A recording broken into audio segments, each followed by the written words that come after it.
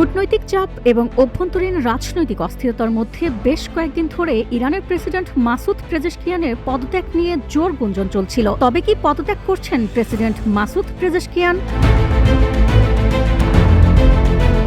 কট্টরপন্থীদের চরম বিরোধিতা আর ক্ষমতার দ্বন্দ্বের মুখে প্রেসিডেন্ট পদ ছাড়ার এই গুঞ্জন ঘিরে তুঙ্গে উঠেছে জল্পনা। অবশেষে সব জল্পনার অবসান ঘটিয়ে নিজেই মুখ খুললেন পেজেশকিয়ান।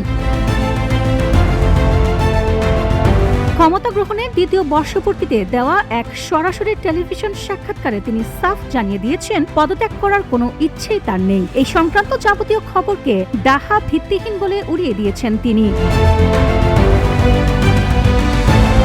ইরানের নতুন সর্বোচ্চ নেতা মোস্তফা খামেনির আত্মীয় মোহাম্মদ বাঘের খারাজি প্রথম তার পদত্যাগের দাবি তোলেন। সংবাদ মাধ্যমের খবর অনুযায়ী যুক্তরাষ্ট্রের সঙ্গে হরমুজ প্রণালীর চুক্তি ঘিরে নীতি নির্ধারণী প্রক্রিয়া থেকে বাদ পড়ে এবং কট্টরপন্থীদের লাগাতার চাপে পেজেশকিয়ান বারবার পদত্যাগের হুমকি দিচ্ছিলেন। এমনকি এমন খবরও রটে যে পুনরায় হুমকি দিলে তা গ্রহণ করা হবে বলে তাকে সতর্ক করেছে সর্বোচ্চ নেতা মোস্তফা খামেনির কার্যালয়।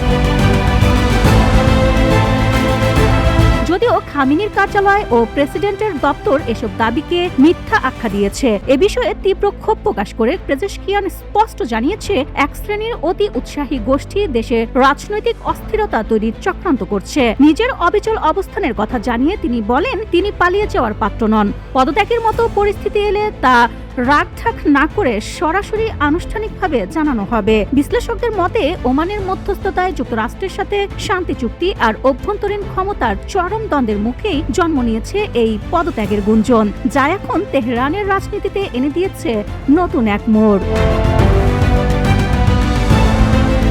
Nadia Soma, VOD Bangla, news desk.